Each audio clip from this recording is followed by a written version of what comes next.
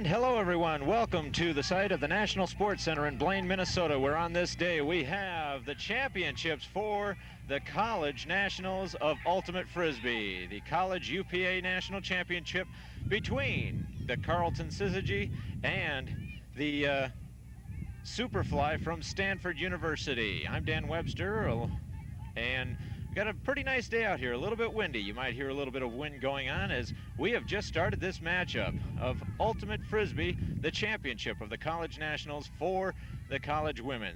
And Carleton Syzygy is out of Carleton College in Northfield, Minnesota. Stanford University, well, everyone knows it's out of California area. So we're underway, and taking possession right now is Stanford. They are in the cardinal red.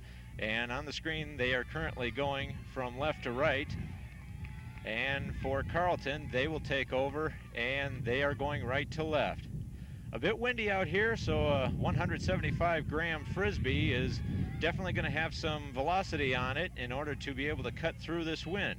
Carleton moving downfield, handlers handling it back and forth, and as you see, a little bit of the wind catches that one, and an immediate turnover sends it back to the hands of the Stanford Superfly. Stanford is the reigning national champions for college nationals, as they, under their head coach Jennifer Donnelly, in her fourth year, all 4 seasons for Ms. Donnelly have resulted in the Superfly, making it to the national championship matchup, with the first 2 results having Stanford losing. And then last year they finally took the national championship, and here they are once again, 4 times in a row in the national championship, as a turnover occurs there. Syzygy, with their strong tradition, is looking to take the national championship on this day. Entering the play today, Stanford is 6-0, as well as Carleton being 6-0, and a foul called out there. Welcome to coverage of the College National Championships here in Blaine, Minnesota on this day. Following a tumultuous night, I don't know if you'll be able to see a shot from the end zone that we're heading towards, but deep in the background, as Carleton makes a bid for a score to no avail, a little bit beyond, you'll see sort of a white globular looking thing where it used to be a tent that stood somewhere near this field, but was blown over by some pretty hefty winds, up to about 85 miles an hour on the night before, as we've got some planes flying overhead right now from the nearby airport. At this point in time, actually, much of the Twin Cities is still without power. But we've got power here, and thanks to a nice generator. Well, it seems like we got a downwind scenario, and Carleton will score, as making the pass was Katie O'Brien.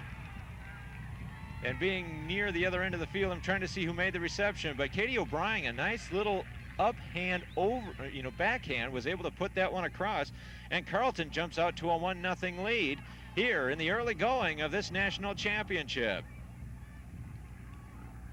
And we cut to the replay. There's the turnover there. O'Brien picking it up, sees the overhand backer, and gets it off to Captain Deb Cusson. The benefit of instant replay allowing me to see the number on the back of Deb. And 1-0 is the score as Carleton gets off to an early lead. These 2 teams have faced each other earlier this year. It's called the Easterns, that take place in March. And Carleton, for them, it was their first outdoor tournament of the season. And they jumped out to a pretty hefty lead. They had a halftime lead, I believe, about 8-3, and then they were as high as a 10-4 at one time. And that's when the Superfly took over and came back and won from behind by a final score of 17-15. And that's the championships. Carleton ready to pull. For those of you not familiar with Ultimate, it's similar to a kickoff. And the wind is definitely coming from, well, if you were to look at your TV screen, it's like the bottom right to the upper left, and it's coming at about 20 miles an hour. Sometimes it'll die down, but generally it's pretty consistent at about 20 miles an hour. On the near side, the Superfly, Andrea Johnson has it, and it's a 1-3 zone thrown on by the Carleton Syzygy. Work back around. It's Mary Hunt Martin, and an instant turnover right there. And the Syzygy will take over. Syzygy out of Northfield, Minnesota. Carleton College, well renowned for its ultimate program. Stanford as well, as this one a risky down or upwinder, and to no avail. The wind cuts that one down, and the Superfly are able to take over as a nice defensive play out there.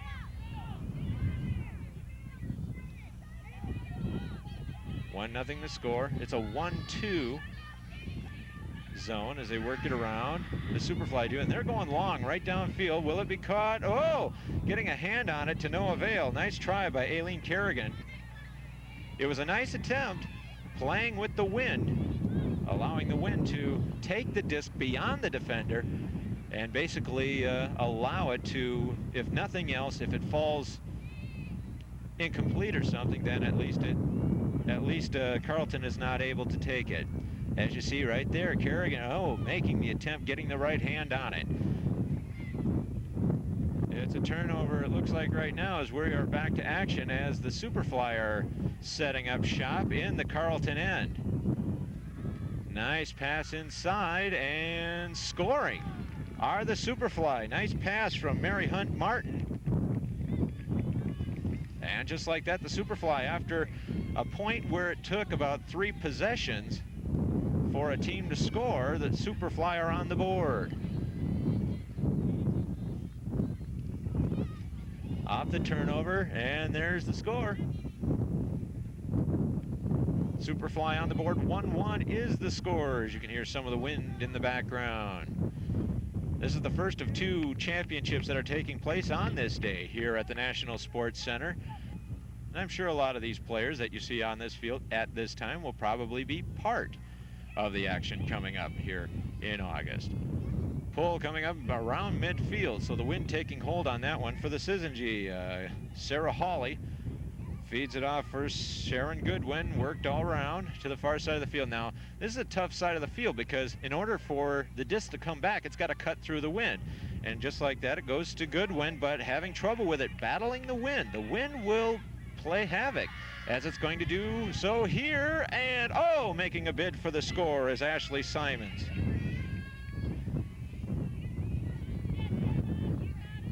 Nice bid attempt. Simons had a beat on it, but the wind also had a beat on the disc as well. Syzygy pulls it up. They get it from the end zone. They'll start there. Going long on sort of a punt attempt. Downfield, this one's really going to go. Neither the defender or the Syzygy offensive player. For Syzygy, it was Brooke Anderson. And I'm not sure if that was Aileen Kerrigan down there, but both of them underestimating the capabilities of the wind here. But at least for the Superfly, they are able to take over on possession. 1-1 is the score here. Carleton got off to the early lead, and after a point possession of about 3 turnovers, the Superfly were able to come back, and the score now 1-1. These 2 teams once again meeting for the 2nd time this year. For Carleton, they jumped out to an early lead in the last meeting between these 2 clubs, only to have the Superfly come back on them and win 17-15. But now it's the national championship on the line, and a little Hoya throw battling the wind makes its way back to Deb Cusson. Cusson works it around left side over to Goodwin. Nice move, gets it off to Fruscia. Fruscia looking for a popper. Looks like a 1-3 zone popped on there by the Superfly. Popping in the middle, catching one of the deeps downfield. It goes to Fruscia. She's looking for an opening, gets it down for Anderson, and Anderson looking for a cut. She better dump it off somewhere, and she does. And scores. Finding an opening right in the middle for Carleton, and Carleton jumps on a 2-1 lead. The one thing you generally do not want to do against a zone is to have the zone defense does not want people to get it right downfield in front of them. There you see Anderson getting a nice backhand off right there. Looks like, trying to see, but it looks like Mimi Fruscia. Mimi Fruscia with the score. So Fruscia puts one on the board as a Syzygy gets a downwinder and makes a score 2-1. 2-1 as get someone along the far side trying to cheer on the local faith. for Carleton College out of Northfield, Minnesota. And for those of you trying to spell Syzygy, if you can't see the back of one of the jerseys, it is S-Y-Z-Y-G-Y. The Superfly working it downfield. With it, Martin going up, not able to hit the first receiver, that being Marie Ewald, but instead Delia Chu making that catch. So the Superfly are able to tie things up, and making the catch on that one was Joy Chen Chui. Chen with the grab, with the painted mask on. You'd almost think you couldn't miss Joy out there with the painted mask as she scores here, and it's 2-2 the game. In terms of your duties as the national director, from start to go in any given year, do things progressively get more intense as we approach a national championship level, or are things more intense on your part in preparation for a season? Well, I would say that there's sort of a busy period that probably starts at the end of February to beginning of March. We have eligibility cases for players to decide on that all come in before our sectional tournaments. We're generally in the middle of April, so that's a busy time. And then we maybe have a little bit of downtime, maybe a few weeks, and then things start to pick up as the regional tournaments happen. And it is quite busy this weekend, but we're fortunate enough to have a good crew of volunteers, which makes my job a little bit easier. Back to action here. Carleton tried going along with it. We had some pretty decent action going on yesterday, and as the teams tried preparing for the semifinals today, especially the teams that ended up losing to both Carleton and Stanford in the semifinals today. You know, they had an opportunity. We're talking about teams like Oregon and Yale. I mean, they were able to... both teams, Oregon and Yale, had close games yesterday afternoon. Yale defeating the University of North Carolina, Wilmington, by 1 point in the late game of the day, and Oregon winning over Cornell by 3 points in their last game of the day. Now we've got an opportunity for the Superfly right here, only 1 yard away from the goal line, and being able to take their first lead of this contest, as approaching the disc is Andrea Johnson. This could be a big upwind score. And that seems to be a key here. When you've got a win like this, getting that upwind score almost means everything on some occasions. Some days it does. It's hard to tell what's going to happen. Our game's quite long. Probably 2.5 more hours. That could be a critical goal.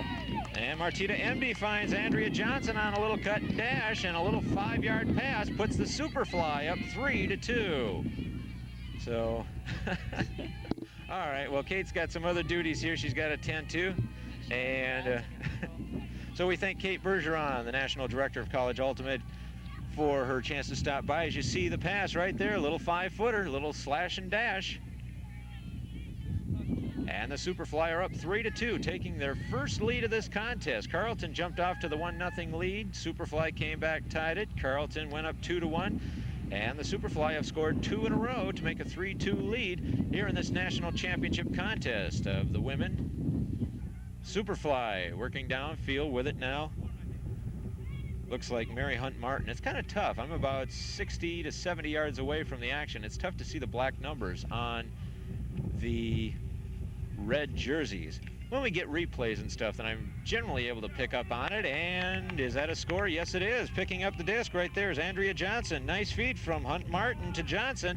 And it's a 4-2 contest in favor of the Superfly. The reigning national championships from Stanford are on the prowl, and they're up by 2 at this time.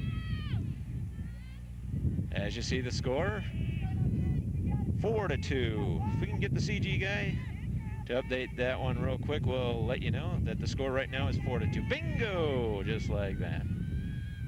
The miracle of modern technology as the Superfly line things up. You're generally going to go more with a streak type of running format, but when you're going upwind, you need more of the cuts, the slash and dash, almost basketball-like in terms of your moves, or even racquetball-like with your moves. The pull goes out of bounds, and with a 4-2 score, Syzygy sets up shop, looking to try and come back in with this one. They have seen the Superfly score 3 in a row on them. here in this championship game. And generally when a pull goes out of bounds, the team taking over the disc will line it up at midfield, in the middle of the field where the disc went out of bounds. It's a one-on-one defense for the Superfly as Syzygy comes up with it, as it is Katie O'Brien going downfield, and an easy score with that one, even breaking some of the wind. But Carleton, just like that, 2 throws and comes right back on a downwinder, making the score 4-3. It's interesting that the Superfly went with a one-on-one matchup, just trying to mix things up a little bit. Plus, I mean, you would almost think that with Syzygy going downfield, you'd almost want to go more with the one-on-one matchup. There's the score. Pretty photography going on here. Nice crowd here at the National Sports Center. And Syzygy pulls back within 1, making a game of it here again. You just get that feeling that no one is going to be pulling away in this one too far. Someone might get a 2-point lead here and there, but you know, we've got a lot of game left. Out of Seattle, Washington, but he coaches for Carleton, keeping the tradition at Carleton going strong. Superfly with it. They're about 20 yards up on the field, and we may have a foul call there. As the Superfly player leaning in catches a piece of Julia Gardner. It looked like the attempt was going for Mimi Fruscia, or no, not for Mimi Fruscia, but for Mary Hunt Martin. In the game is Maggie Mathias as well as the left side handler. MD with it now, looking to get the pass. Nice defense by Julia Gardner, not allowing her much. Oh, nice stab back, but able to get it as MD. A marker such as Julia Gardner at this time will do a lot of running in this zone. She just goes from player to player, handling the disc in this 1-3-3 zone defense. Going long, or at least midfield, catching it. Andrea Johnson. Johnson trying to feed Joy Chen, and just over the stretched arms of Joy. I don't have height listings here, but my guesstimation, and of course anyone can correct me here watching this broadcast, but I think Joy stands about 5'4". So there's a lot of wind to get under that disc, and when it does, it benefits the more taller players, I guess. But Joy really does find a way to get open quite frequently. Syzygy working it upfield against this wind. Mizukini. Back to Goodwin, Sharon Goodwin, as it finally gets worked around to the far side of the field, and Deb Cusson. Cusson with Chen on her. And Chen with a block as the pass was going towards the popper. Popping there was Katie O'Brien, but Chen's left arm was able to knock that one down about 15 yards out from the Superfly, regaining a 2-point lead. This score 4-3 at this time. Both teams entering this tournament, this game in the Nationals, going 5-0. For the Superfly, they are undefeated on the season, 37-0. Andrea Johnson for the Superfly. It looks like a one-on-one defense for the Syzygy. Nice defensive effort, but still getting the play was Martina Endy. MD, a backhand that's floating, but getting it. Is she in? It is a score, as pulling it down for the Superfly is Andrea Johnson. And I don't, you know, you'd almost think she was waiting for the disc to catch up with her so she would be in the end zone, but on a day like today, you're just looking to try and get the disc no matter where it is. And just like that, it is a 5-3 game. There's the nice defensive effort, but here come the Superfly. As the floater, yes, she pulls it down amidst 3 players ascending on her. So Andrea Johnson with a score, and it's 5-3. The Superfly with the lead, but once again, the Syzygy will have the downwind. Basically, in this contest, they've been trading points. but it is the one upwinder by the Superfly that really is the difference in this contest. Right in front of one of our observers over there. Many observers. Pretty good cast of characters in terms of an audience here today. Syzygy with it. Sarah Hawley, one of the main handlers for this Carleton squad. Gets it downfield. Nice catch by Brooke Anderson, being on Johnny on the spot. Nice forehander, and is it a score? Yes, it will be. Making the catch barely, and thanking her goods for that is Brooke Harnden. Harnden on the board with that catch, and the Syzygy is back within one at a score of 5-4. Sweet Lou right there. He generally is the first one that is out there on the field to congratulate anyone. This guy really does like and care for his players. Anderson, there you go. Here comes the forehand. Off it goes, and catch it, yeah.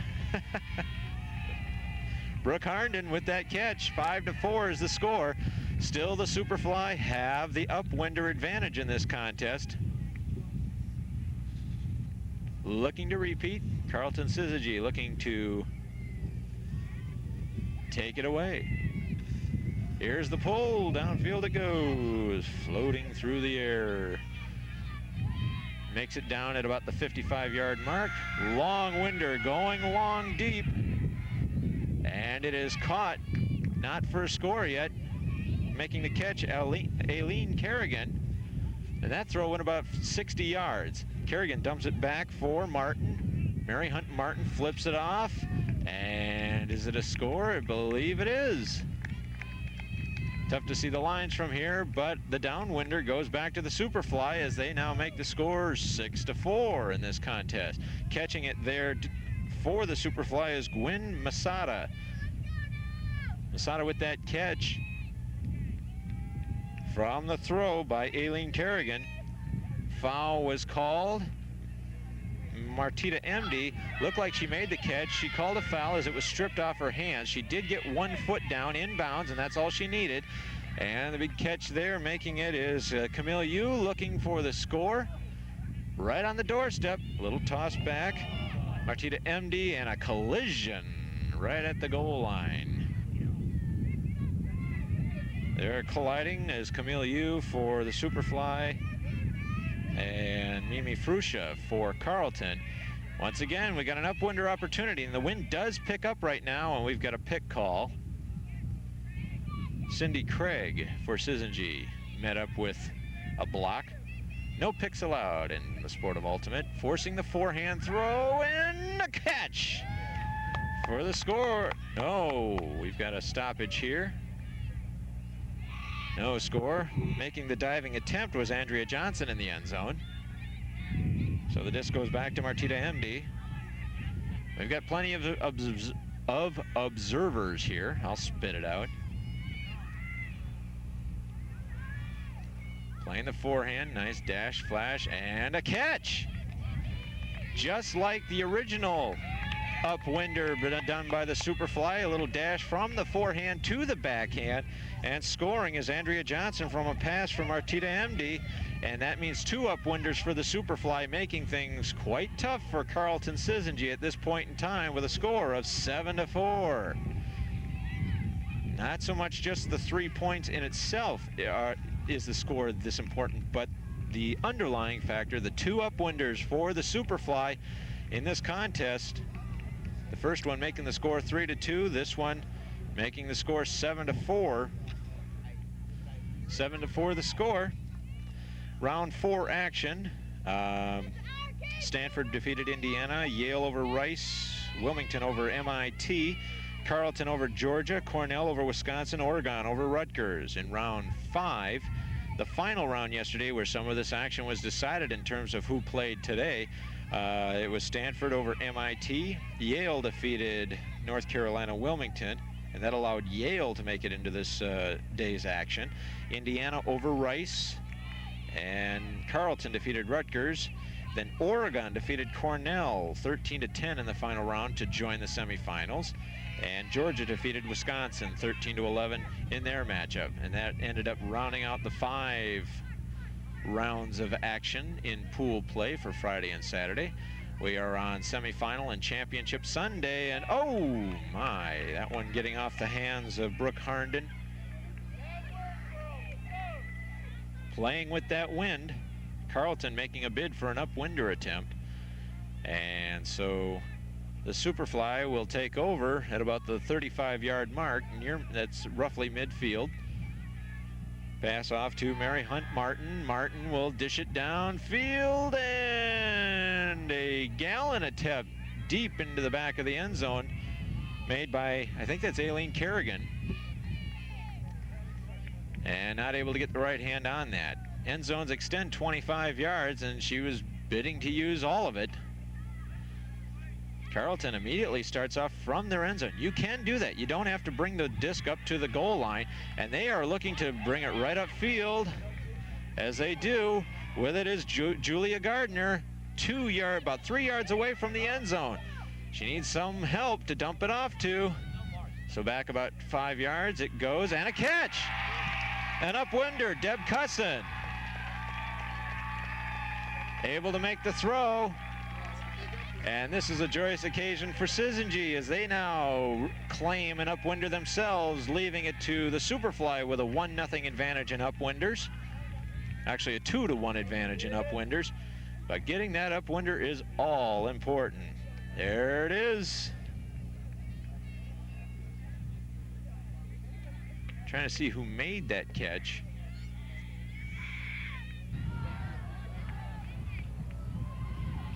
Defensively, it looked like Ashley Simons made the foul, and this now a turnover occurs, and the Superfly will take over.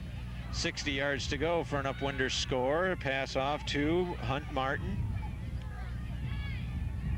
It'd be tough to throw a solid forehand in this wind, and the backhanders, as you see there, are a little tough too. Wind catching that one and just pushing it down. Camilla Yu had no opportunity for that one. Forehand attempt goes towards Harnden. Harnden with the score, and Erin Kennedy pulls that one in, and Carleton is back within one.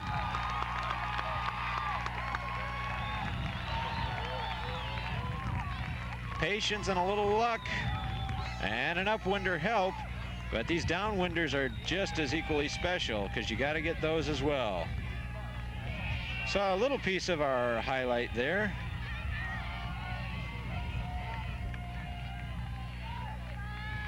Well, folks, I can just honestly say the action happened so fast that the machinery and technology was not able to catch up. And we've got a battle here again within one, and the difference in this contest is only an extra upwind score for the Stanford Superfly. Time cap was called, and that means 2 points from where the leading team is. So the score ended up the first one to 13 wins. And in that occasion, there was no upwinders. Brown had the benefit of more downwinders capabilities than Carleton did. And that goal, along with, of course, some other action, really did hurt Carleton's chances in making it to the semifinals on this day in the men's division. But for the women, they are 45 yards away, not even that, 35 yards away from another upwinder to tie this thing up. What a momentum builder that would be. Disc passed back to Sarah Hawley. Hawley downfield, gets it to Cusson. Cusson 10 yards away along the end line. Looking for it, she gets it! Deb Cusson getting Brooke Anderson at the corner of the end zone, and we are tied at upwinders at 2 apiece, and we are tied in this contest at a score of 7. Oh my. The locals are joyous and jumping as Sweet Lou with the Viking hat on. Right there, the first person to congratulate his player, and Brooke Anderson making that score. They rode it right along that sideline. Sometimes I've always wondered, folks, as Sweet Lou calls out a cry of momentary victory, winning this small battle of upwinders, and a good crowd. following this contest on this day, we do have the men's championship featuring a couple of California schools. Stanford's men, along with their women, are in the national championship game, and they will take on defending national champion University of California, Santa Barbara. That'll be a contest that will feature the #1 team entering the championship tournament against the reigning champions from last year. For Santa Barbara, I think they were the #5 seed of the 12 teams entering the tournament here. Downfield the disc goes. Kind of a low liner. Not able to stop it with your hands, but you can stop a roller with your feet. Big D, as this one stays close, this game is getting pretty tight. And the crowd is really responding, especially the locals. A lot of the locals are here. Carleton College well established in terms of respect in the Twin Cities for their ultimate playing abilities and the programs that they really feed into the ultimate community. The Superfly of Stanford working it upfield, about 25 yards away from a score, and batted away. Yes, the Superfly making a bid, but there defensively looked like Mimi Fruscia came up big. No, not Mimi, it was Martha Carlson.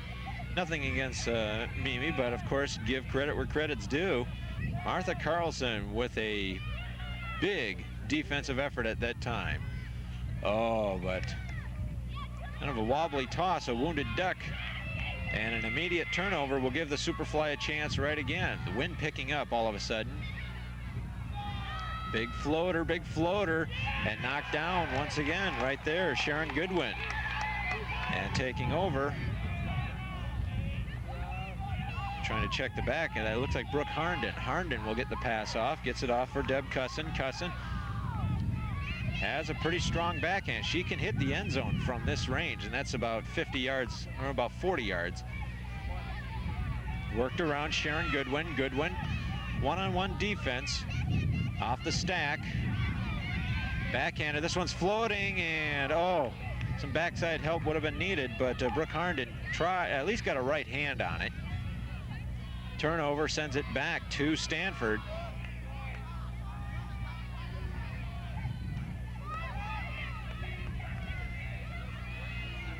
Sort of a loose stack. A lot of times stacks would be tight where the players are bunched in a clump, but here it's quite loose as playing the wind. And knocked away right in front of my location is Deb Cusson. She came from the end zone, raced about 20 yards, read that play as the disc hung, and was able to knock it down. Syzygy takeover. Brooke Harnden gets it off too far for Sharon Goodwin. And once again, a third time now for the Superfly. Only about 15 yards away from the end zone and getting an upwinder. The third. This one may do it, but it's floating, and it is caught.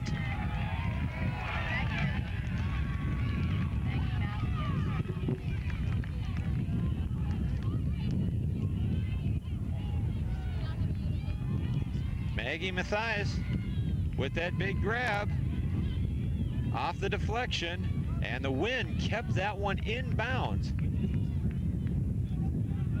That one was headed out of bounds. A couple of throws on that possession were headed out of bounds, but Maggie Mathias able to pull that one in, and now in the battle of upwinders, it's 3-2 in favor of Superfly, and thus accordingly they now have a lead by a score of 8-7. Here at the National Sports Center, Dan Webster and the camera crew off of roughly 109th Street and about a block east of Highway 65. We are on one of the more northern fields here at the complex of the National Sports Center. A big old Harley just went by. Working it upfield, Syzygy, as the wind knocked it down a little bit, and so Stanford will take over. Taking the disc will be Martita MD. Only 1 point away from halftime here is Stanford. And she'll float it downfield. Float, float, float. Joy Chen, is she in? She is in! Joy Chen on a 50-yard pass. Sticks that one into the end zone, and we are at a score of 10, is it? I think 9-7 is the score. There you see it, Joy Chen riding the sideline. You only need 1 foot down.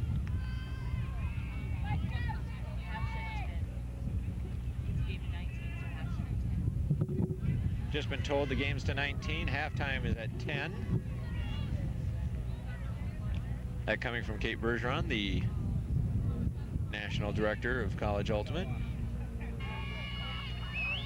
Stanford, their victories in pool play came at hands of all 5 other members within their pool, defeating Rice 15-2, Yale 15-7, North Carolina Wilmington 9-5, Indiana 13-4, and MIT 13-4. For Carleton, they entered today with a 5-0 record in their pool play, with victories over Wisconsin 15-10, Cornell 15-12, Oregon 13-4, Georgia 13-6, and Rutgers 13-1. Then in semifinal action just before this contest, it was Stanford defeating Oregon 13-7 and Carleton over Yale 17-3. Big floater trying to go downwind as the attempt for Brooke Anderson falls to no avail. She had to ride the sideline down there off the pass. I think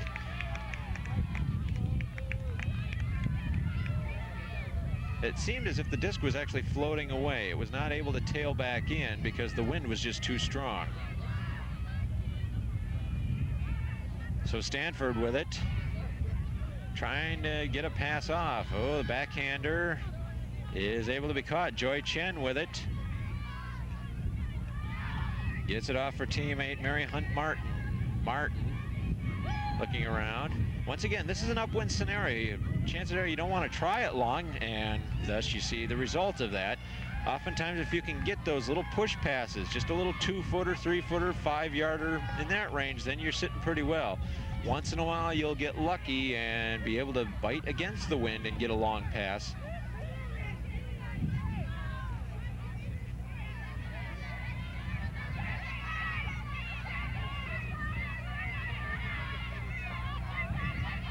Big floater downfield, little help needed, and it falls to the turf. Mimi Fruscia making an effort. And a battle against the wind, and falls into the hands of Jen Wilson. Jen could send one downfield, and she will. Right there near the goal line, making the catch is Sarah Hawley. Hawley now will need some help. Carleton does have another timeout to spare in this one. She'll throw it into the middle and caught. Almost a deflection. They want to call a deflection, as Brooke Anderson deflected it. Now I don't know if that's the infraction. You are not allowed to purposely deflect it to a teammate. And it doesn't seem Brooke did, but it did go off her hands. Oh, floater. Oh, I know. Opportunity not capitalized on.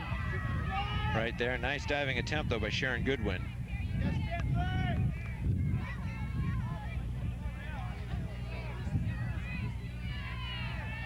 So the Superfly will take over near sidelines here, about 15 yards up from the end zone.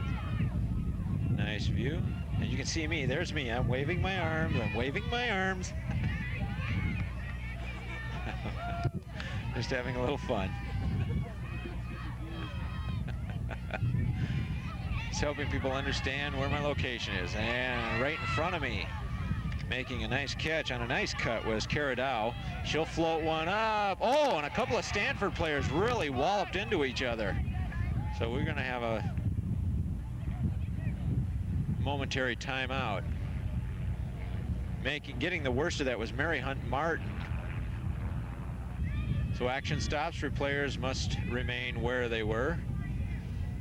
And we got to clear some players off the line as well. Camila Yu dishing it off, and Joy Chen with the score off the pass. Looked like by Martita Emdy. They worked it around and got the upwinder. That's the side where the upwinders are generally being scored. That and those little dink passes in the middle.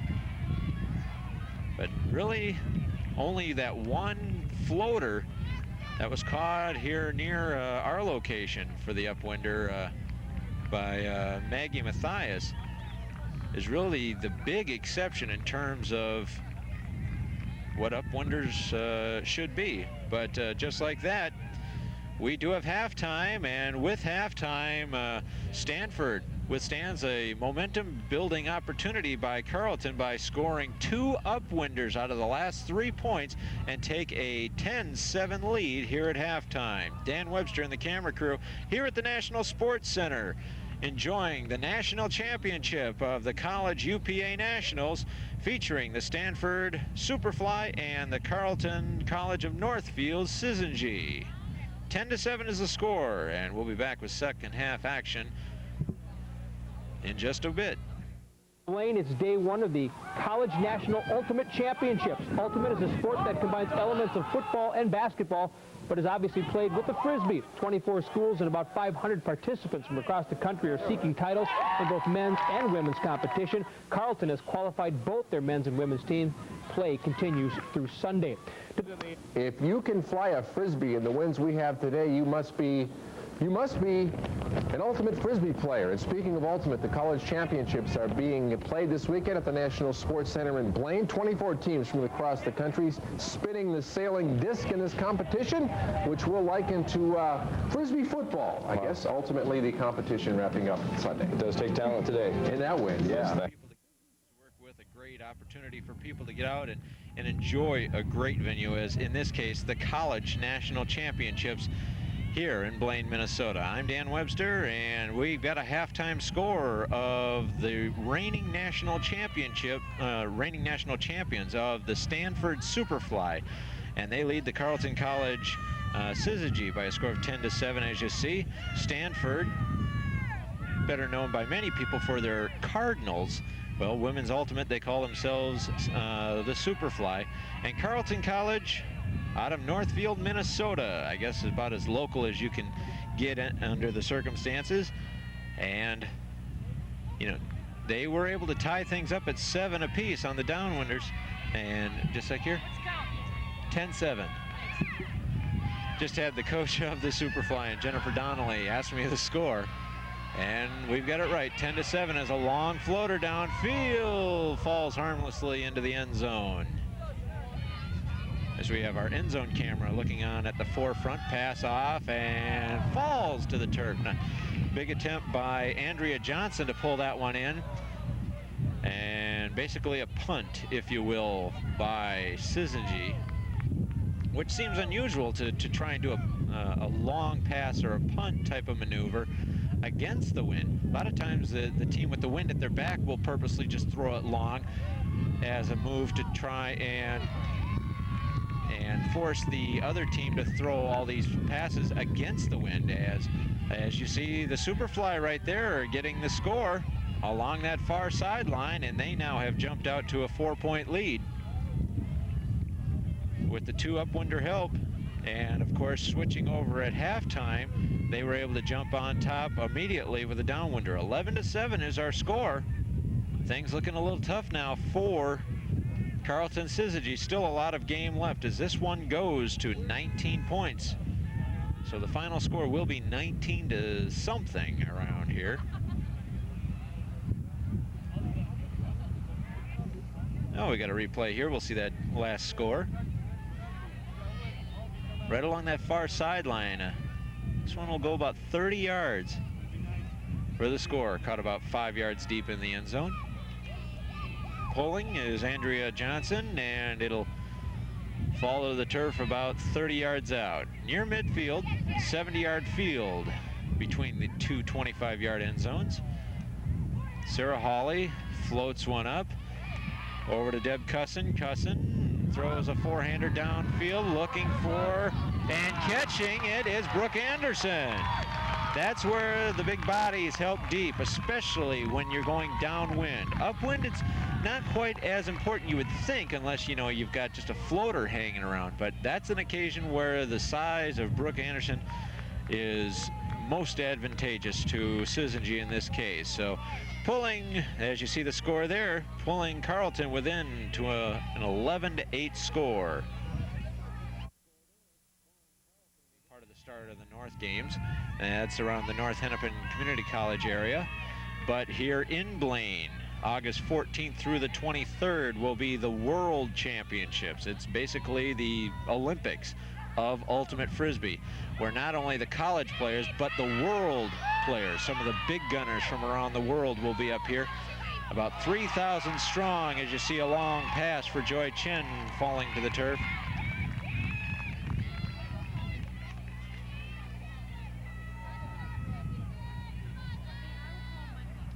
And so August 14th through the 23rd. If you're watching this broadcast and really want to see some ultimate top-notch athletes, not only just these players out here, but I mean, we're talking some of the best club athletes in the world who are strutting their stuff out in the show, who can do some magical things with a Frisbee in all sorts of conditions, will be out here during that time, because the best in the world, as well as 2,000 to 3,000 other people that are playing in the tournament, will be up here as well. So mark that on your calendar, August 14th through the 23rd at the National Sports Center grounds. Culminating in the championships over that weekend of the, I believe it's about the 22nd and 23rd area. At night we have concerts by bands and musicians, so we make sure we got a definite entertaining atmosphere up here, not only in terms of the playing action during the day, but also the entertainment value of bands and acts and carnivals and stuff going on at night. Syzygy working upfield. They're down by 4. Getting an upwinder at this time would be very beneficial for them. A big floater put up by Jen Wilson. Caught. Deb Cusson is able to put it in. Erin Kennedy with the score. And that upwinder is big for Syzygy, as they now take advantage of the upwind scenario.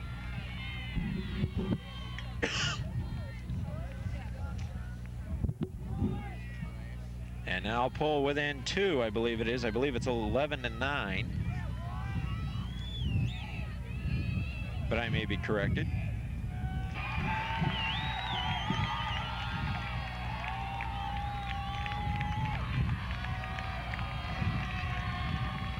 Waiting to pull.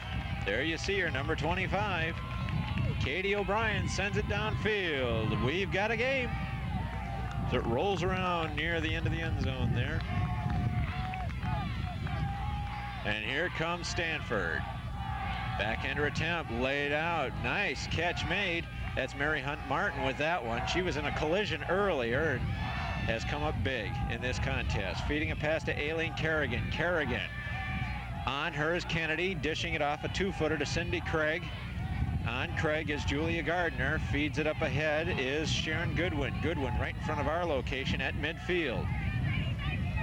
Gets a nice dump backhand off for MD. MD needs a cut, but no one was right there, so now everything's kind of scatterbrained as the count of nears 10. You only get 10 seconds to get a pass off at any particular time. Nice one, 2-fingered grab by Ashley Simons as she dumps it back. And now we've got a quick stoppage of play.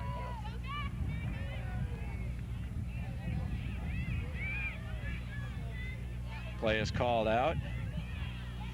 MD and gets the pass off. Big floater. Kennedy battling strong. Oh, and over the head of Kennedy making that grab. I think, yep, it was Aileen Kerrigan, number 69, pulling that one in, and that time the wind actually sort of hurt Kennedy. Generally the wind will knock things down, but at that time it just hovered it enough to where Kennedy ran by it and Kerrigan was just there to pull it in. So an upwinder once again for Stanford, they now lead in the upwinder category 5-3, and now lead in the contest 12-9. There you see the score as you see Jennifer Donnelly talking with her troops on the field. During indoor season, they oftentimes, many tournaments will have a clock that they'll utilize. And in this, the closest in the outdoor season that it comes is they have time caps. Like after about an hour and a half, they'll call a time cap, and then the final score will be 2 points from whoever was leading. So if a team has like a 13-11 lead, at the time cap, the team who wins will have 15 points. Off the turnover, Simons with it, right at dead midfield, dumps it back to her teammate, Martita MD. MD gets it off for Hunt Martin with it, big diving grab, and the downwinder attempt, Joy Chen. Oh, Joy Chen had it right through the hands. Almost too easy. That is an occasion where sometimes it's just too easy. And we got a stoppage of play here, and they're going to send it back. A foul, I guess, occurred on the throw that went to Joy Chen, as Erin Kennedy acknowledges that. Toss into the middle ranks, batted away. The long arm of the law of Brooke Anderson says, not in this house, not on this point attempt.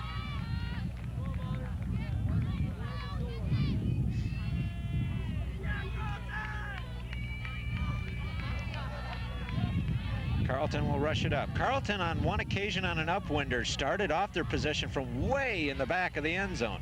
This time they move it up. Cusson will send it long, looking downfield for Fruscia. Fruscia battling, but a defensive effort. Nice defensive effort there by Martita MD, and she'll launch it downfield to no avail. Joy Chen and company, but there defensively for Carleton was Sharon Goodwin. A lot of batting around going on here as we have a camera maneuver. There's a guy on your screen about 3/4 of the way up, right behind the disc person there. His name is Butch. Pretty good photographer guy. Good dude. So say hi to Butch if you see him.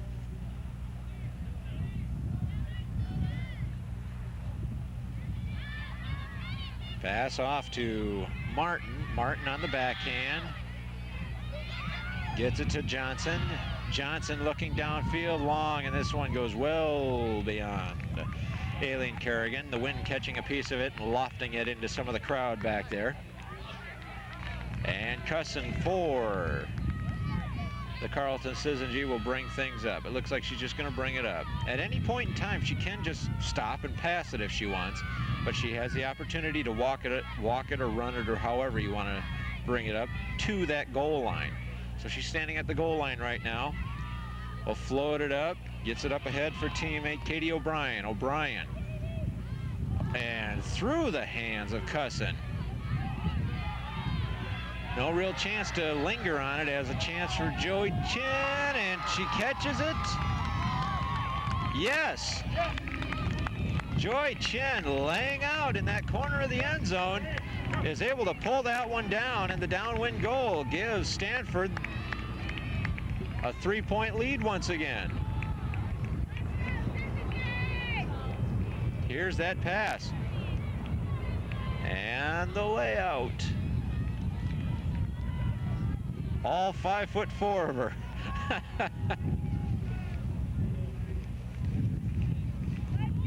And get you a score up on the screen for those keeping score at home, of course. 13-9, a 4-point lead for Stanford. The men's championship in 1998 will feature a couple of California teams. The men's Stanford team will take on the reigning men's champion in the University of California, Santa Barbara. Rushing up to the midfield, taking it. Carleton was Cindy Craig. Worked downfield, a pass for Kennedy to no avail. Off the hand of Sarah Hawley.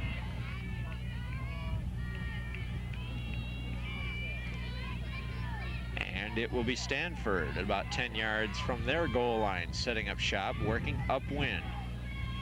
The wind is staring at Stanford right in the face right now. Nice pass picked up by Camilla Yu. No, check that. That's Gwen Masada. Turnover right there, picked up immediately by Jen Wilson. She does have someone open. She's going straight for Kennedy. And back defensively. Nice maneuver by Martita MD to read that play and hustle back on the D.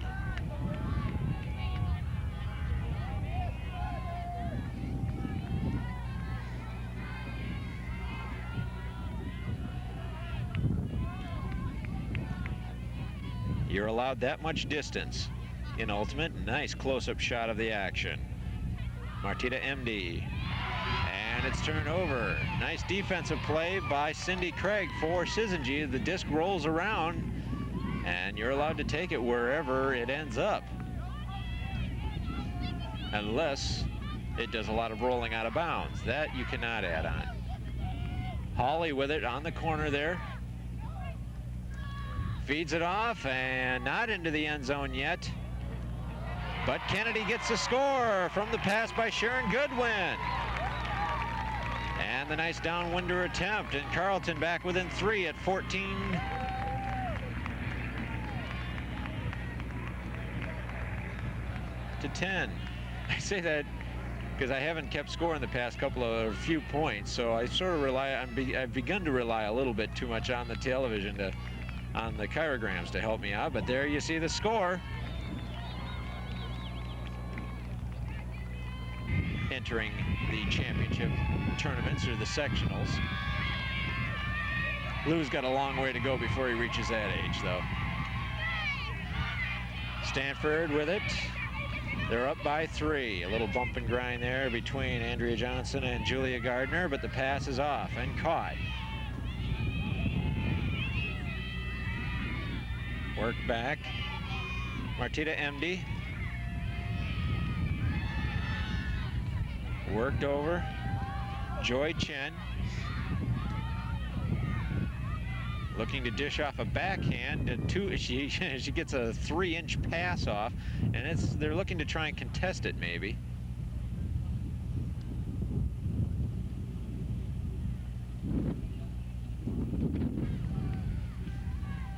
To Stanford. The Stanford women, known as Stanford Superfly. Still, they got the cardinal red uniforms. Carleton Syzygy going with Cardinals blue uniforms, and a pass and a score.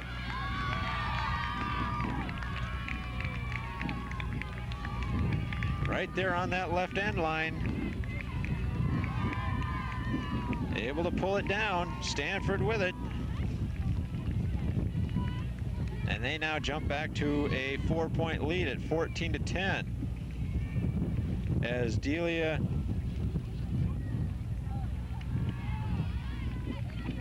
Chu pulls that one in, wearing the number 187. Delia with that score. There you see her with the ponytail blonded locks there. And the big pass by Martita MD, number 15. 14-10 is the score in a game to 19. Trying to psych their players up. We've got players from Stanford. The Stanford men are down in that corner as well. And we've got people rooting on the Carleton squad as well, trying to get a big defense.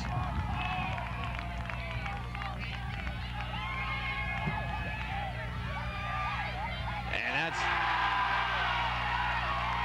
a turnover right there at a prime spot, as Goodwin needing help. Oh, and a defensive move. What a defensive effort. Trying to see who that was. I don't know if it was Camille Yu or Gwen Masada. It was Masada on that defense. This worked up to Jocelyn James, working against the wind. The wind has died down momentarily. It's not very strong. Worked over, it goes to Mathias, Maggie Mathias, who caught a big upwinder earlier. And now this one's going to sail long. Will it be enough? Caught just short of the end line is Ashley Simons. She just needs someone to dump it to of some sort. Bidding for a 6th upwind goal. Dish back it goes. Andrea Johnson, and we've got a stoppage of play as a plane flies overhead. There you see Ashley Simons. I think she's about 5'9".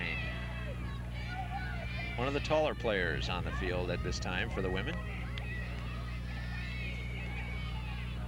Looking for a dump, and she will dump it off. Taking it is Andrea Johnson. Johnson will feed it and get the score to Jocelyn James.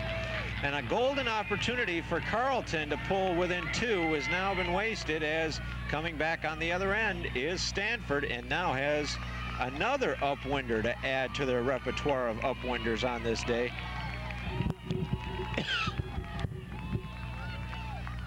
There you see it. Stanford with the goal.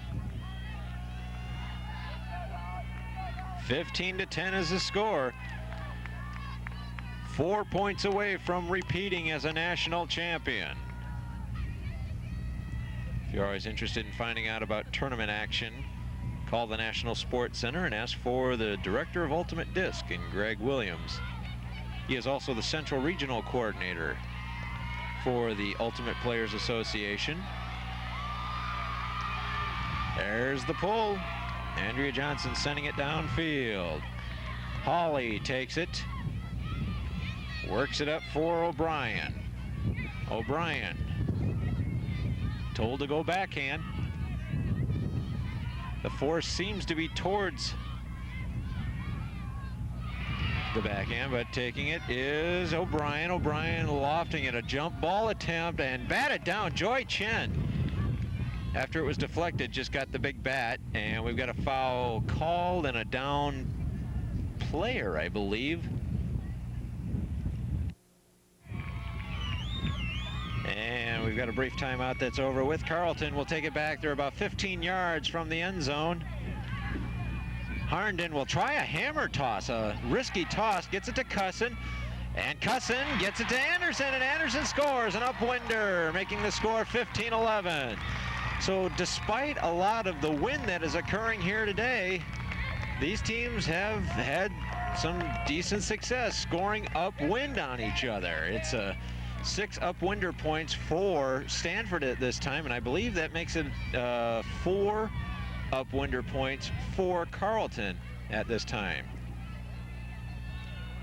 I had my head turned away from the monitor. There you see the score, 15-11. Lou once again congratulating his troops out there right away. Stanford, 4 years in a row now, been in the championship game. Last year, finally getting a championship under their belts. And the pull goes downfield. And Carleton hustling down. The Carleton men 2 years ago were in the championship game against California Santa Barbara. Not able to take that one.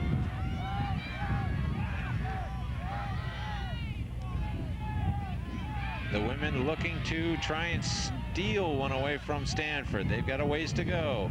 Down 15-11.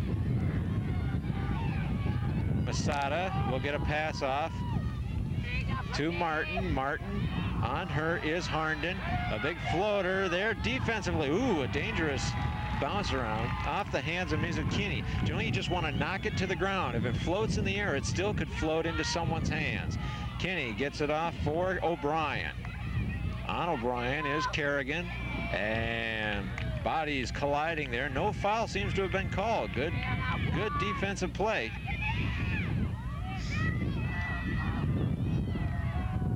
There defensively for Stanford was Camilla Yu. As you can sense, the wind is picking up here a little bit.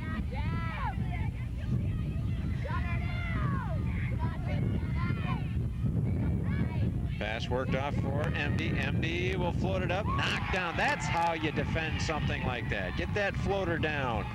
Nice play by Aaron Kennedy, and a big float downfield. A pass attempt intended for Jen Wilson falls to no avail. but it forces Stanford to have to try and work upfield once again. That's the advantage of being, you know, having the downwind at your back, is you're forcing the other team to have to throw all these passes or whatever to try and get upfield. This one almost is a punt upfield as the attempt goes for Aileen Kerrigan.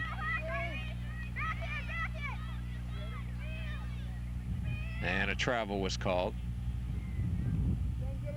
Once you establish a pivot foot, not able to lift that pivot foot until you've passed it. Ooh, yes, caught. Cusson, foul called, bumping inadvertently into Camille. Off for Kinney. Kinney, forehand to Cusson. Cusson downfield, well over the head of Jen Wilson. And Cusson knew it too.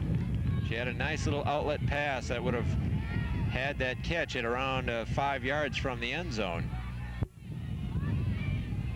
Nice close-up. Backside of Martita MD. MD gets the forehand pass off. Off for Hunt Martin and caught. Oh, caught and dropped. Nice attempt. Ashley Simons made the bid, but once her elbows hit the ground, that seems like when the disc fell out. Floater. Oh, nice grab. Nice set of grabs, both by Kinney as well as O'Brien. Pulling those down, and yes, talk about hustle and gumption. Picking that up is Kinney, and the score.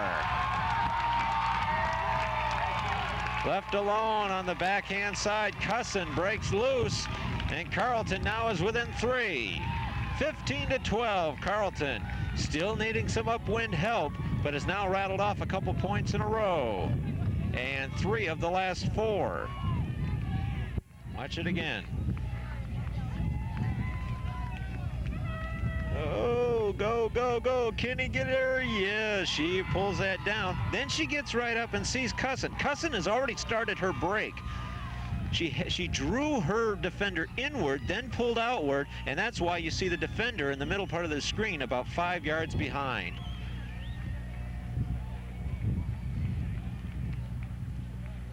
But we seem to have a timeout on the field. 15-12 is the score. Just been asked by someone asking me what the score is, and it's 15-12. We've got it.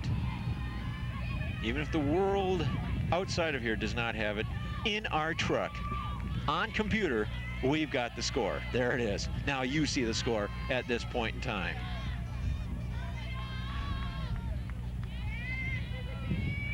Dan Webster and the camera crew at the National Sports Center here in Blaine, Minnesota. Coming up August 14th through the 23rd, the WFDF WFDF World Ultimate Championships and the Ultimate Elite Championships.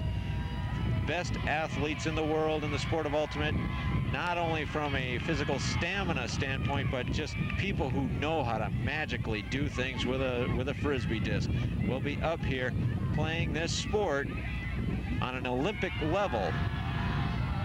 As the pass going long is turned over, and a foul was called back at the site of the throw. So it looks like it's going to go back to the thrower. So it'll still be Stanford disc.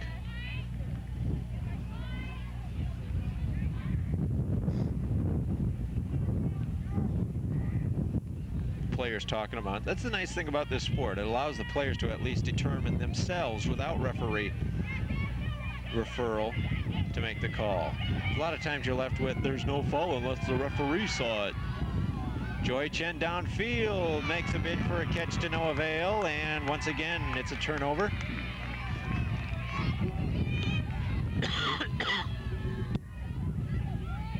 Yes, I do wish there was a cough button. On the headset, Carleton with the disc.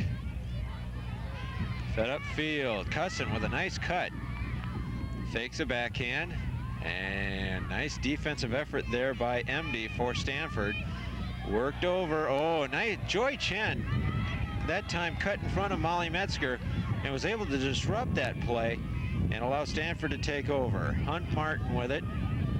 Will flip it up, and nice attempt defensively by Carleton to try and make a bid for it. But downfield, the pass goes towards Joy Chen. You know, Joy Chen at 5'4" is phenomenal in the sense that generally your deep players are tall players that can range around. But Joy Chen just finds a way to sneak in and then just makes the catch. Unfortunately, in this scenario, Carleton had the defense on it. I think that was Harnden. Gets it to Hawley. Hawley. Pass across the field. Now it goes up the field. Now it goes to Anderson. Here's where you need the height. Anderson pulls that down.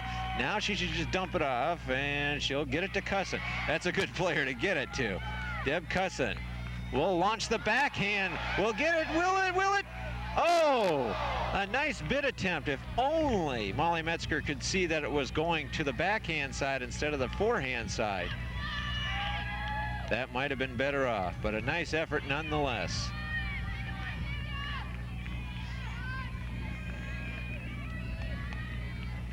This game's beginning to get a bit more interesting. Teams being able to work the disc up the field. It doesn't seem so downwind dominant anymore. Though the pass, Andrea Johnson sending it long. Batted down. Nice play by Brooke Anderson as she battled Ashley Simons. Not much Simons could do on that. I mean, Anderson did have position on it. Hawley from Harnden. Hawley with a backhand. And we've got a stoppage of play. Might have been a pick called.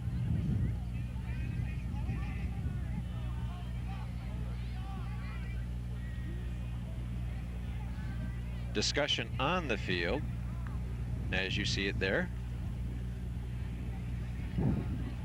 This goes back to Hawley.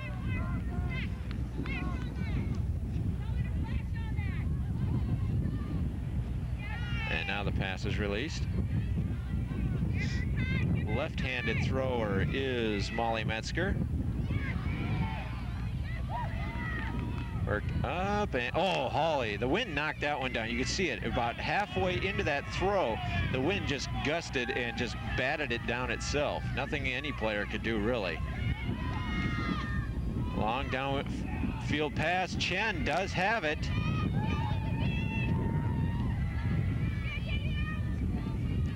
Chen is not the most prolific handler, but she can dump it off, as she does. And we have a stoppage. And so it'll go back to Joy Chen. Nicknamed Chewy. And she'll launch one downfield to no avail. And this will force Carleton to have to work it upfield again. 15-12 is the score. We had a halftime score of 10-7. Trading barbs here in the second half. Carleton has scored the last 3 of 4 and 2 in a row, looking to try and get a hat trick in terms of points scored in a row. Cusson flips one up ahead. Finds Gardner, Julia Gardner. No one able to cut for a forehand, and a Joy Chen comes from the weak side help and pulls that one down. Diving grab as, Brooke Harnden thought she had her defender beat, but Joy Chen pulled off of her defender and came in and knocked that one down. Stanford setting it up. Andrea Johnson will flip one deep. Downfield and racing after it to no avail was Mary Hunt Martin. And so it's going to force Carleton once again to set up shop.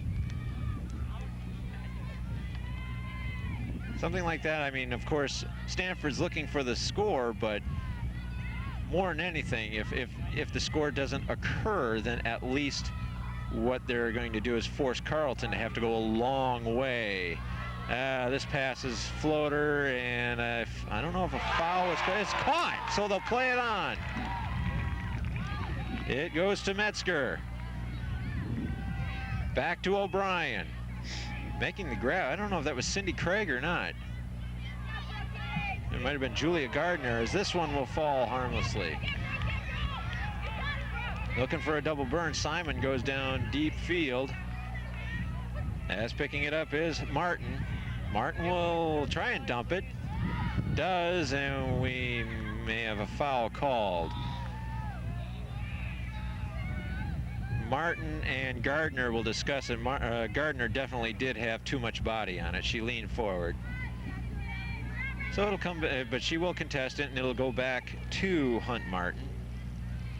Defending player can contest it. If it does, it just simply goes back to the thrower. Martin gets it off for Simon, and it went through the hands. Trying to do a patty cake catch. A nice lead pass, beating the defense on that one. Arndon gets it off. Oh, good bid by Gardner. But picking it up is Stanford.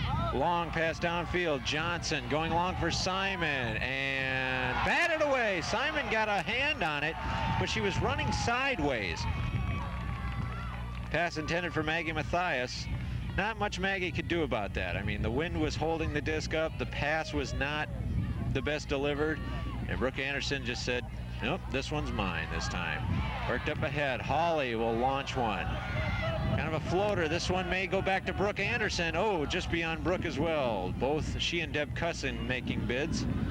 And so downfield for Joy Chen it goes. Jen, oh, nice block out. That's where Joy Chen is able to utilize such, you know, small stature of her body. She just knows how to block people out, and then she makes the leap at that final moment she needs to. Mathias with the pass. In it goes, and is it a catch for a score? As Simon gets it, and it is. Right there at the end line, Simon pulls it in.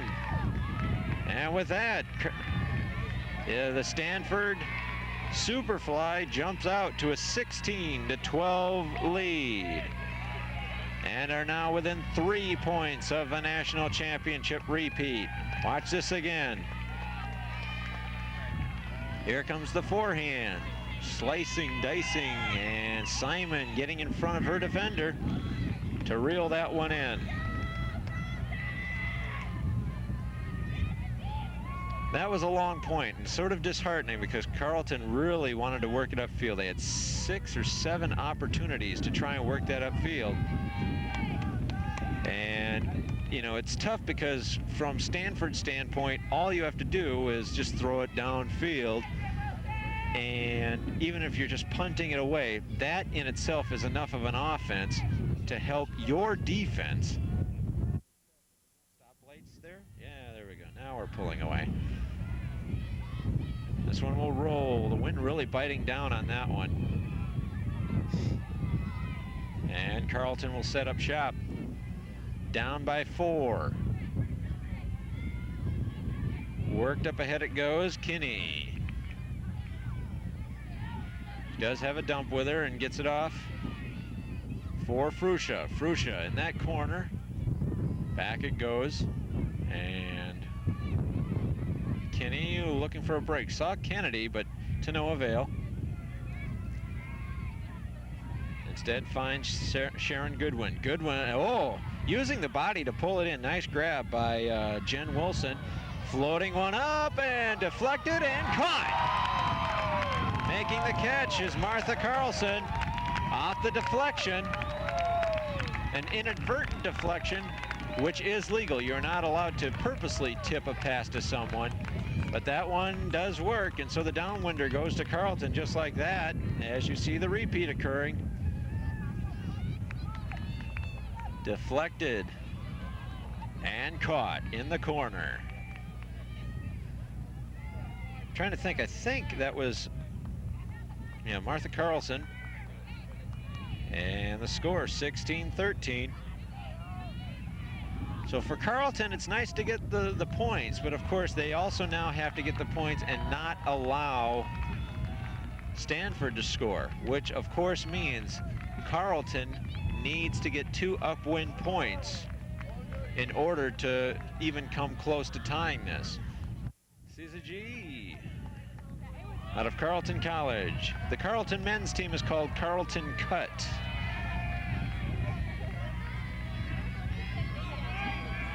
And the crowd trying to whoop things up in a frenzy, trying to get a little bit of home field advantage for Carleton. Stanford has stayed strong here in the second half. They launch one downfield, going along as the attempt for Aileen Kerrigan to no avail. But once again, this is the pattern that we've seen recently for Stanford, is just loft it downfield and force Carleton to have to expend all this energy to work it upfield again. So eventually, it really is, folks, a 20-mile-an-hour wind at your back is like having an extra defender out there for you. At least an extra defender out there. Working it up, Mizukini. Needs help on a cut. Some slashes and dashes. Oh, not enough of a lead. And a nice defensive play by Andrea Johnson. So rather than Stanford actually having to work the disc upfield, all they do is they just get a defensive break in this case, and they've gained 40 yards.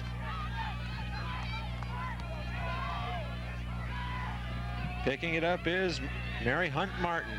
Martin will send it, and right off the bat, Andrea Johnson with the score, and Stanford now is within 2 of repeating as national champions. 17-13 the score. Carleton hustling back. As you see the celebratory action of Stanford there. 17-13 is our score. Here's the action. Nice cut. Utilizing the wind to let the disc float right into the hands of Andrea Johnson.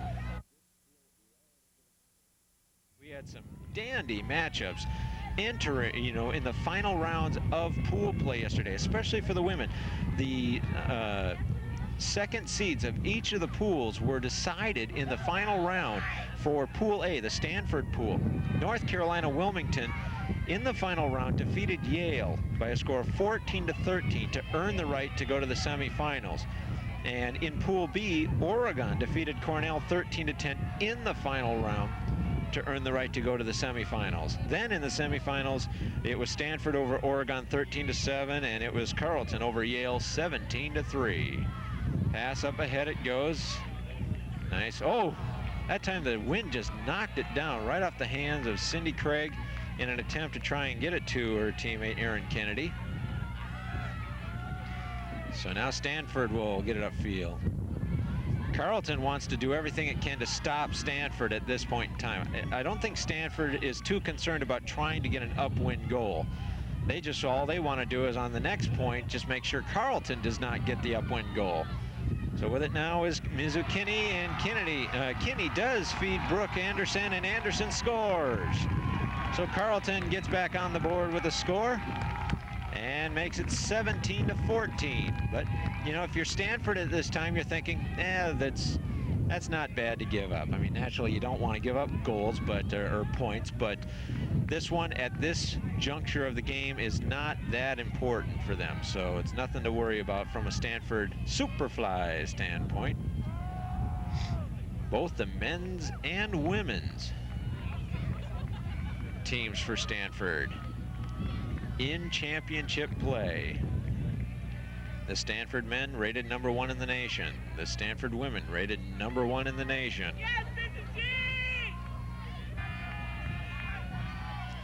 And here we go.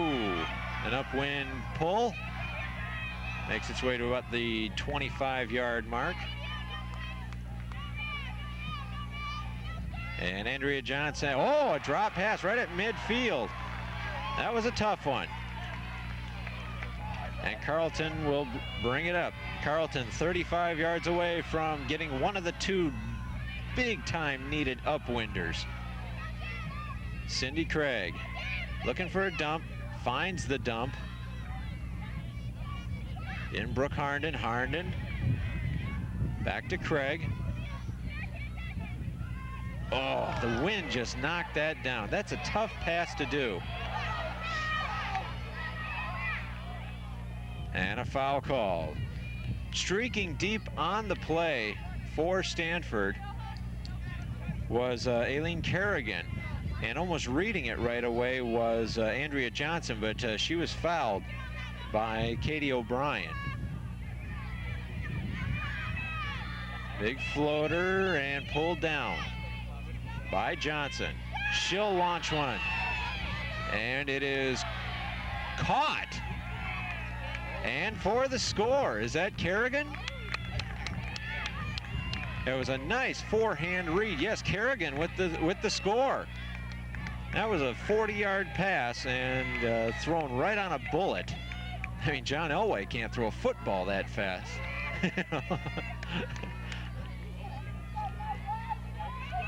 And there you see it.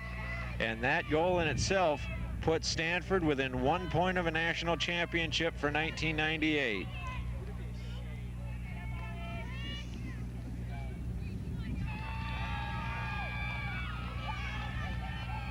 And the pull about midway, right in front of our location. Setting things up, Sharon Goodwin to Hawley. Sarah Hawley back to Goodwin. Goodwin down for Brooke Anderson, gets it off the pinky. Anderson needing a dump. Well, she'll just dip it in and, oh! Nice diving attempt in the corner. I don't know if that was Sarah Goodwin or Sharon Goodwin, I think it was.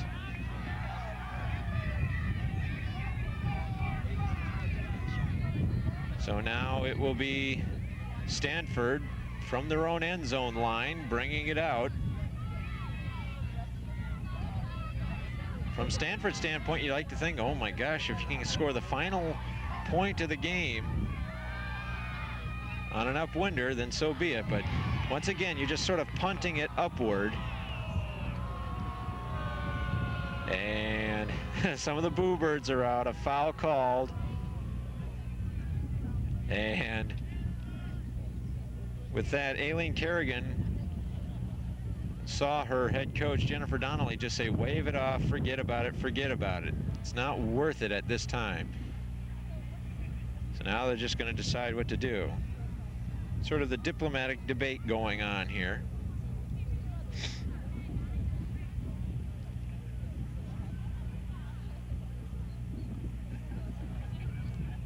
Actually, it's not going to be contested, so it will be Stanford's disc at that location. So Hunt Martin with it from the pass. Will feed a lofter up. This one's going to float and float down. So once again, valuing the disc from Stanford's standpoint is not ultimately necessary on this particular point, as so much it is for Carleton. But Carleton cannot be throwing the disc away either. Carleton definitely needs to value this thing. And Carleton is not valuing it extensively on this point. And it's tough because no point in time in this game has the wind been as strong as it currently is right now. The wind is gusting, and it's gusting, we're about 25 to 30 miles an hour. And it's constant at this point in time. The wind is tough. The rain that fell the night before is drying out quite vehemently. As taking the disc is Hunt Martin, and her pass attempt intended for Camilla Yu falls to no avail. Downfield it goes, and a big punt. Hawley looking for teammate Molly Metzger to no avail. And so Stanford will race back. So now Syzygy looking to utilize the wind at their backs as an extra defender, and Stanford is just going to loft it up, and we might see quite a bit of this. Brooke Anderson pulling that one down, and trying to feed her teammates to no avail. Trying to see who that was. I wasn't sure. I think it was Mimi Fruscia. And another errant attempt thrown up. The score 18-14 in a game to 19. 1 point separates Stanford from a repeat as national champions. A long long pass lofted downfield, and no avail off the arm of Mimi Fruscia.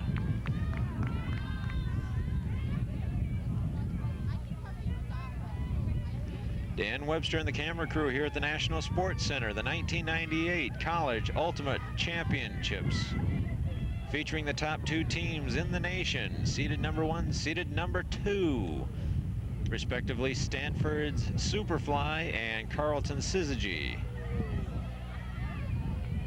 Carleton College out of Northfield, Minnesota. Stanford, of course, we know, out of Northern California. A floater allows Carleton to take over, and with it is Harnden. Harnden feeds it across, and over to Anderson. Anderson gets it from Mizukini, and Carleton is back on the board. But now they need the big D. 18-15 is the score. Nice work at that point in time. Sharp passes, as you see here. Here we go. That one to Kinney, and that one to Anderson. Getting ready to set up again. 18-15. Now here for Stanford. They've got the downwind, so they've got that advantage already. Here we go. Racing down. Here comes Stanford. They're looking to try and launch a big one. There it is. They just want to loft it downfield. Joy Chen is deep. Bang it away. Still in the air, and Joy Chen kept at it. The big punt maneuver. Back there defensively, Cindy Craig. No, check that. That was Erin Kennedy. I get mixed up with the blonde hair there. Craig dishing it off. Hawley gets it to Cusson. Cusson looking for a cut. Feeds the popper in the middle. Nice break. Craig gets it up ahead. Launching one. Here is Wilson. Could this be one of the 2 upwinders that are so desperately needed? Timeout is called. A good timeout has been called. And it's free. Back to the action. Jen Wilson, tried feeding Hawley, and Joy Chen scooting through with an excellent defensive effort to disrupt that play. So they're just going to loft it downfield. Joy Chen there deep, makes the catch. What a player Joy Chen is. So now we've got another stoppage of play, and it looks like Stanford calls a timeout. And we are possibly 1 point away from a Stanford National Championship repeat here, folks, in a game that's taken quite a bit of time to play. The wind can do that. That's the trouble thing about the wind, is that it forces you to have to do so much playing, because there's so much strategy involved in just dumping it downfield and forcing the other team to have to work it back up, and that takes a lot of energy. Joy Chen feeds it off. Into the corner it goes. With it is Camilla Yu. Camilla Yu looking to dump it off. A quick hitter, and it's blocked. A nice block defensively by Carleton, and I'm looking to see who that was. It was Jen Wilson. And another block. Joy Chen right there on the spot to disrupt Hawley's pass. Right there on the goal line. With it is MD. MD looking for the backhand. Fakes. Tries dumping it off, and right there in the hands almost of Mary Hunt Martin, it was knocked away. A nice defensive effort there for Carleton by Katie O'Brien. Carleton working it upfield, and I think we may have a foul called. Might be contested, so back it goes.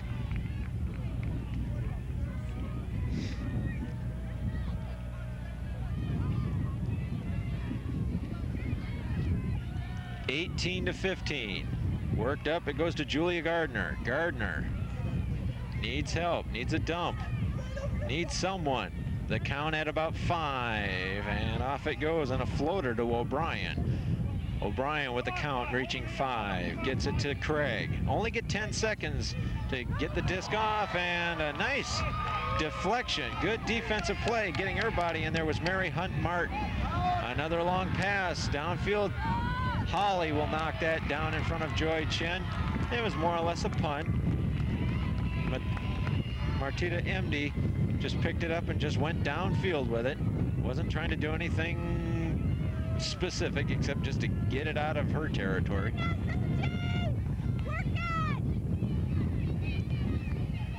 Craig needing some help, and a foul call. A little bumpage action. I think that was Camilla Yu down there on her.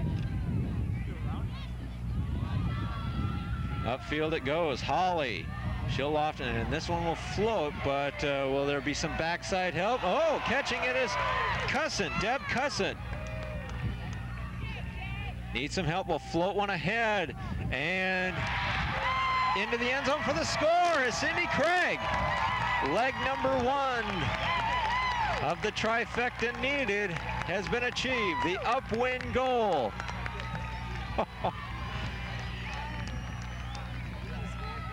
We got to see that one again.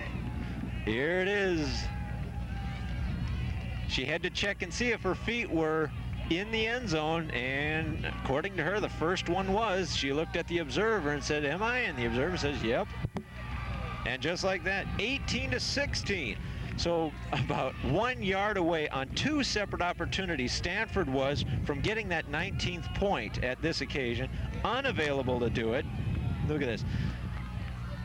Pulls it in. Yes, I'm in the end zone.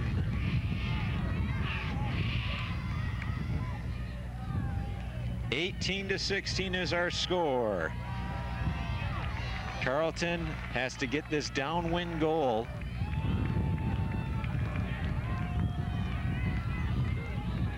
In the second leg of what is needed to tie this game up. Leg number 1 has been achieved, the upwind goal. Cindy Craig pulling it in.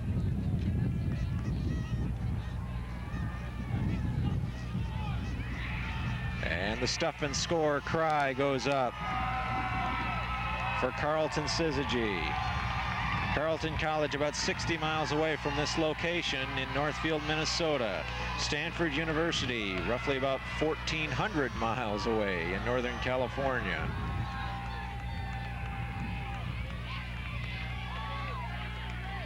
And here we go, the pass up ahead it goes. A big long feed looking for Joy Chen deep, but it's a floater. We got a jump ball going on here. Chen had it go off her right palm. Syzygy takes over. Harnden gets it off for Wilson. I think that's Wilson, yes. Wilson, oh, and a backhand floater for Harnden. Harnden will feed it up ahead. This one will float, and a foul called. A gallant attempt. Both women made bids for the disc. For Stanford, it was number 3, Mary Hunt Martin. And she sort of landed on the back legs of the Syzygy player, and the Syzygy player ended up going down and banging, not so much her head, but just her whole body banged, and that caused her head to just kind of take a good blow. And so we're back to action.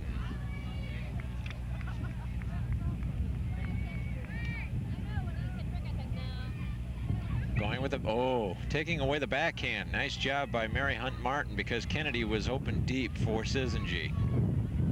And so it goes off to Jen Wilson. Wilson with the feeder pass, gets it back to Cusson. Cusson looking for the forehand. Now the backhand. Good defensive effort. Once again, it's Hunt. Feeds it off and scoring, the downwinder. Fed off to Mizu Kinney, and Kinney now brings Carleton College within 1. The score 19-18, or 18-17, excuse me. 18-17 is the score, and that 17th point for Carleton College will come from Deb Cusson. As you see, Mizu Kinney breaking right there, gets beyond her player, and the score. The Carleton contingent feeling some of their oats.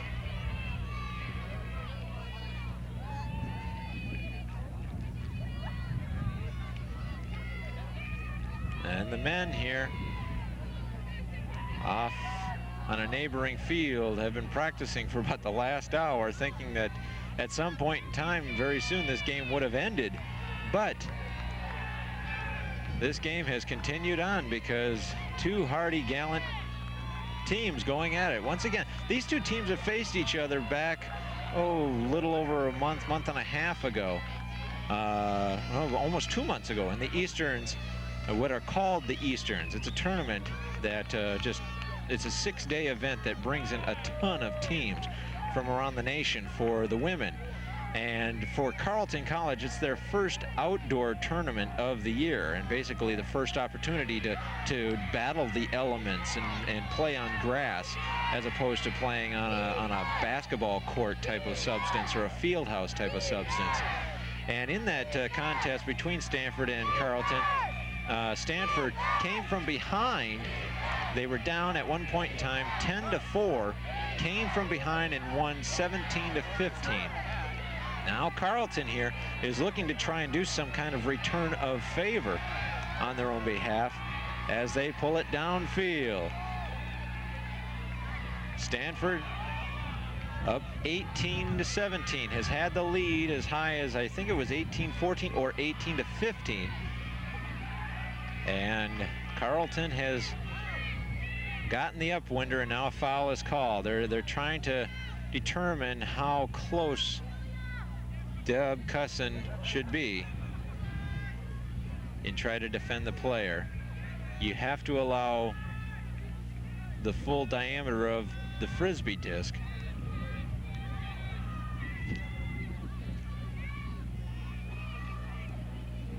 So the players are in their stacks, waiting action. And Cusson does not, well, we got another foul called. Cusson is vehemently stretching out that right arm. Downfield it goes to Joy Chen. Carleton needs an upwinder, and they have to stop this downwinder. Chen will float one high and bat it down.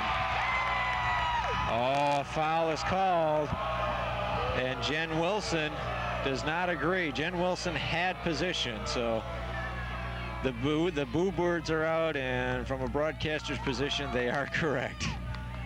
So, but Andrea Johnson is allowed to make her call, so it goes back to Joy Chen.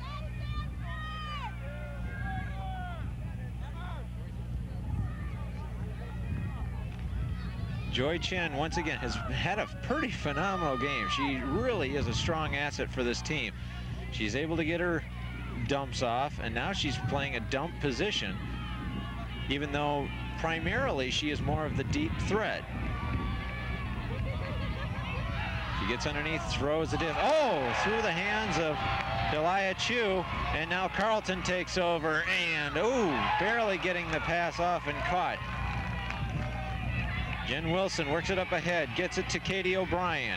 O'Brien will launch one, a floater up ahead, and brought down defensively by MD. She'll launch one downfield to no avail, and a diving effort deep by Andrea Johnson. And we've got a stoppage of some sort as down near, they're going to say a foul was called near the end zone, so we're going to have to go to the right. There we go. Deb Cusson was said to have fouled. She contests, so it goes back to the thrower of Martina MD. MD dishing off and through the hand. This actually benefits Carleton because now they're only 20 yards away from the score, and there it is.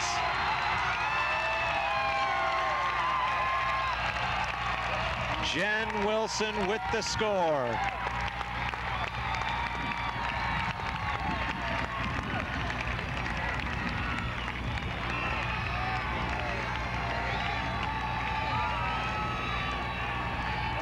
Or maybe it would have been Deb Cusson. I'm going to have to see. Okay, picking up the disc was Jen Wilson. Cusson has already made her cut at this time, and here it comes. Got in front of the body of her defender and Martina MD. And folks, quite honestly, I never thought I would have said this, at this point in time, but we are tied at 18.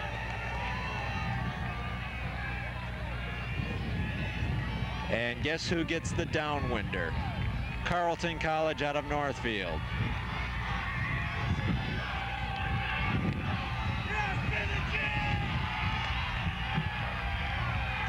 And I'm just going to confirm something. I'm told that it might be a win by 2 scenario right now. So I'm just going to confirm this. And that's what actually the coaches are going to confirm at this point in time.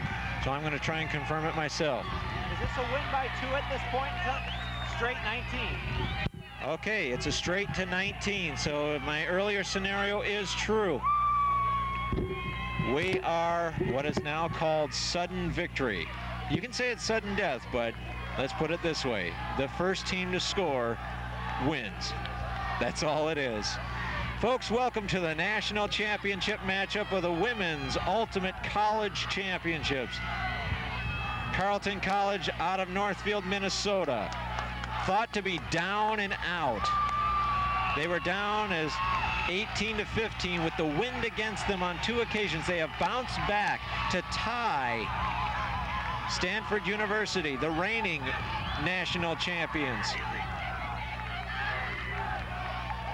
Not only in terms of total points at 18 apiece, but in upwind points at 6 apiece.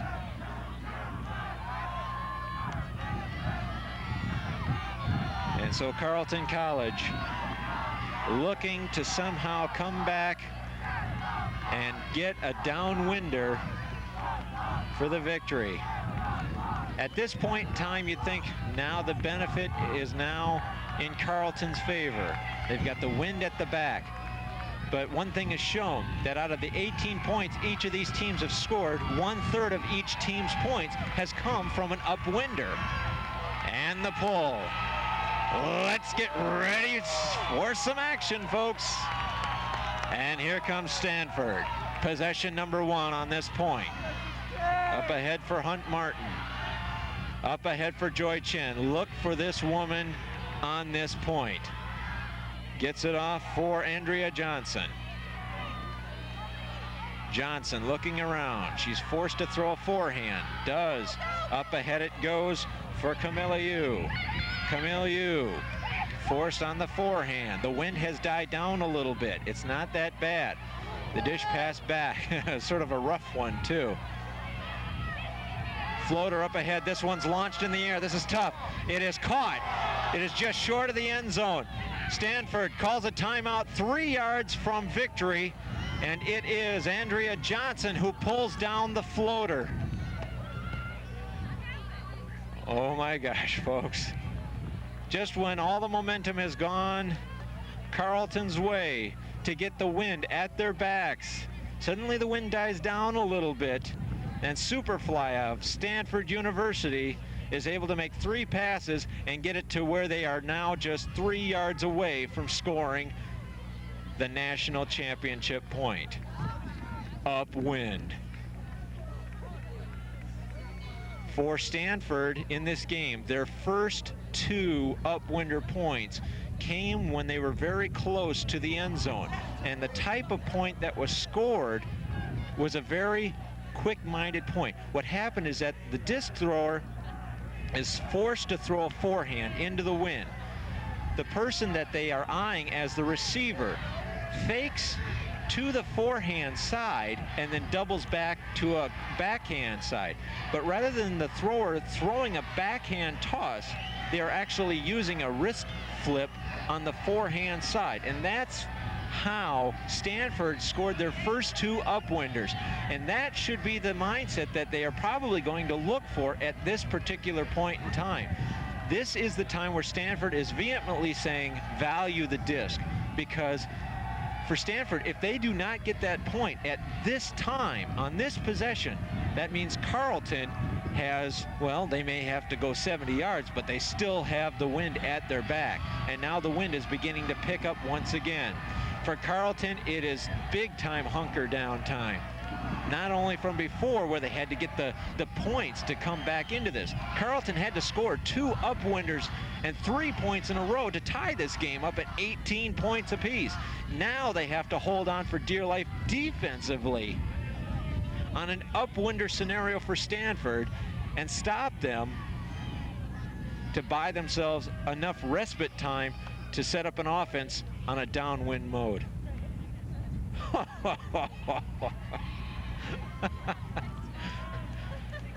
You know, it's things like this that make me love this game.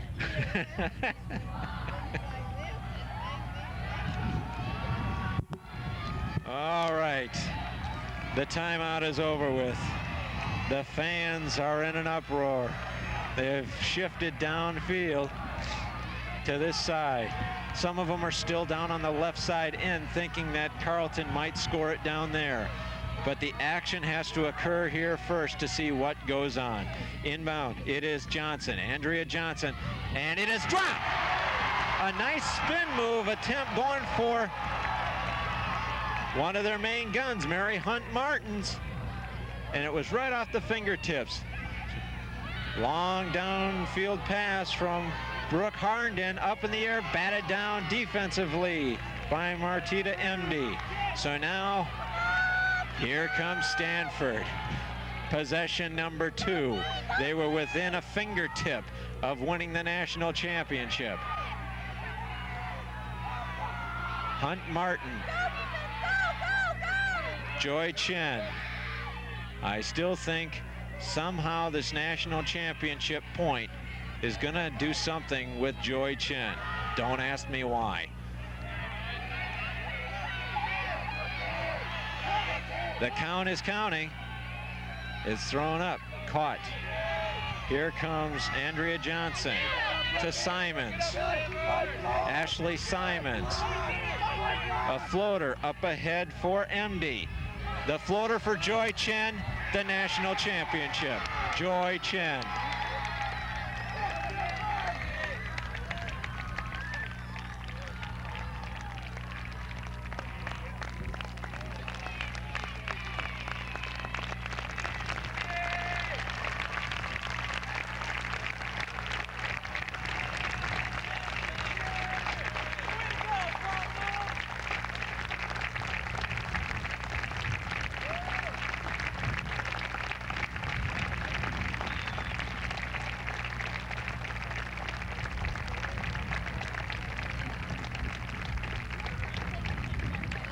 I just wanted to make sure I took a moment to allow the crowd to acknowledge how much these two teams have given here today in the national championship matchup between the reigning national champion and newly crowned defending national champion, or last year's champion, as well as this year's champion in Stanford, and the effort that Syzygy of Carleton College has given on this day. What an effort by both clubs. You cannot ask for anything more. Here it is, a backhander. And technically that sort of is downwind because the wind is going from behind that throw. Here it is. Now here's the move. In this move right here, if the pass was a forehander, it would have gone into the wind. But here, the wind is actually somewhat at the backside. Joy Chen breaks free. I don't know if it was a break of a mark or what, but Joy Chen somehow saw that the backhand was available and immediately broke loose. And there's your championship final. Stanford University, 19. Carleton College of Northfield, 18.